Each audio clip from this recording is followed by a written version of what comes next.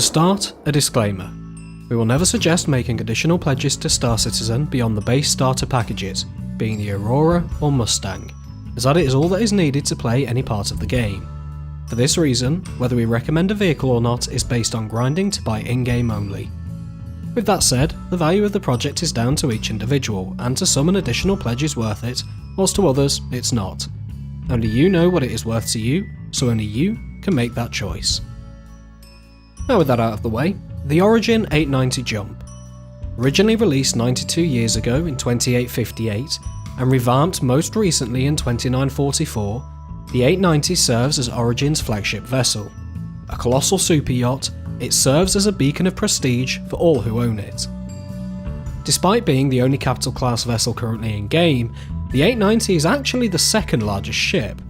At 210 metres bow to stern, 71 metres across the beam and 40 metres in height, only the monolithic Reclaimer can steal its crown of heft. But weighing in at over 4,500 tonnes, it's understandably laborious in its movement.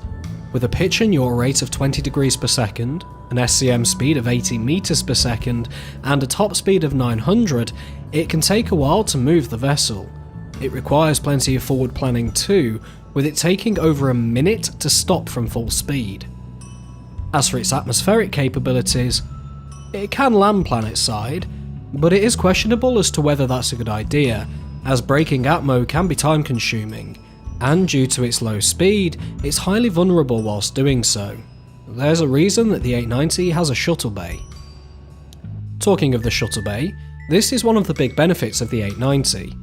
Being a good size in all dimensions, it's more than capable of housing most smaller ships. From multiple snubcraft, the light fighter of your choice, or even a prospector, the 890 makes for a good pocket carrier.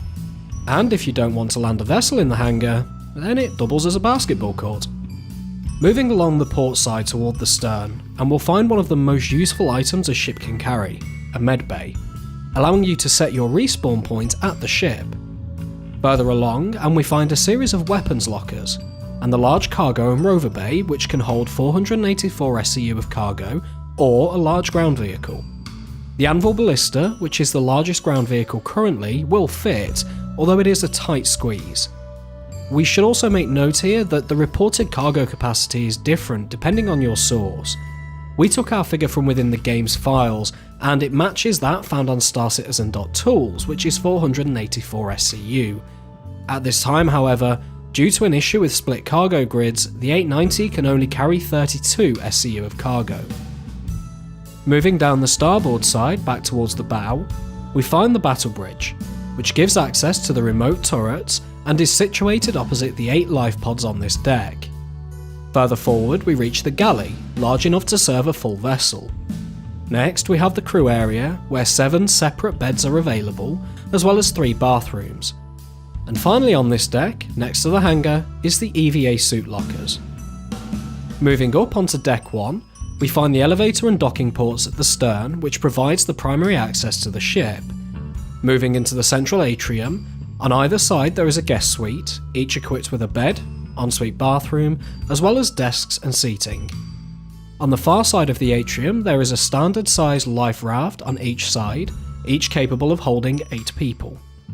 Moving forward on the port side we find the jacuzzi, and to the starboard, 2 saunas. Finally, at the front of this deck, we find the swimming pool. Taking the atrium stairs up to deck 2, and we find 2 more guest suites, each identical to those on deck 1. Ahead we find 4 public bathrooms and the entrance to the large bar area. Bartender AI is not included. Past the bar, we find the dining area, which also doubles as a boardroom for those important org meetings. Finally, on the 3rd deck, to the rear we find the master suite, outfitted with its own kitchen diner, large bedroom, ensuite and meeting room.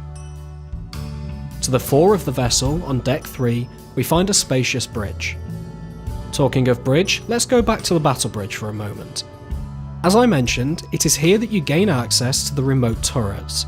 There are 4 which host MFD-482 missile mounts, each holding 8 size 2 missiles, and these are controlled in tandem.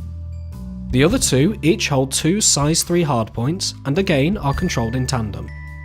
Continuing on the theme of firepower, there are also 2 manned turrets available, each hosting a pair of 4-size mounts.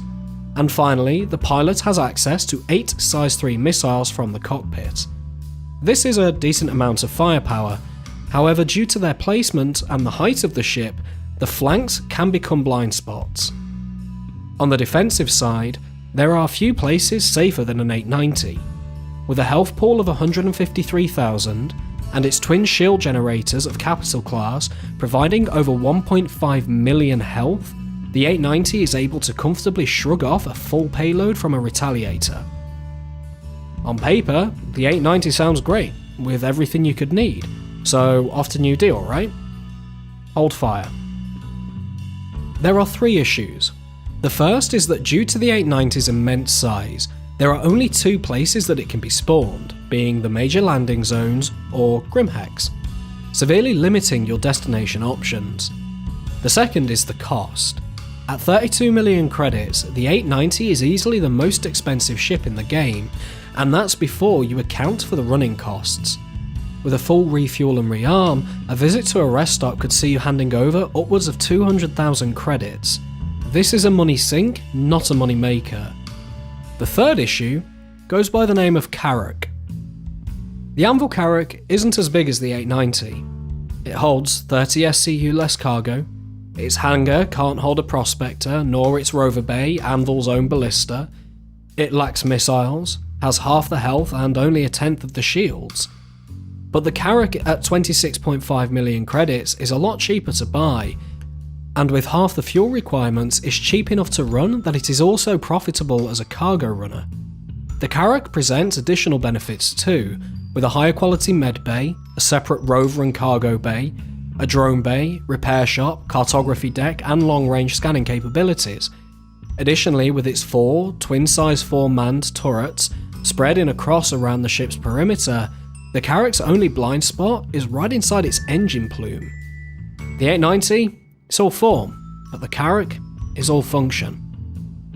So is there a place for the 890 jump? If you have the credits to burn and want everyone to know, then sure, but that's the only real place that we can see for it. The benefits presented by the much cheaper Carrack far outweigh the prestige that comes with an 890 for us, but each to their own. And that's all on that. Let us know your thoughts on the 890 jump down below. We'll be checking out as many ships as we can in the showdown over the next 2 weeks, but which ones are you most excited for? And with that, we'll thank you all for watching, and we'll catch you all next time.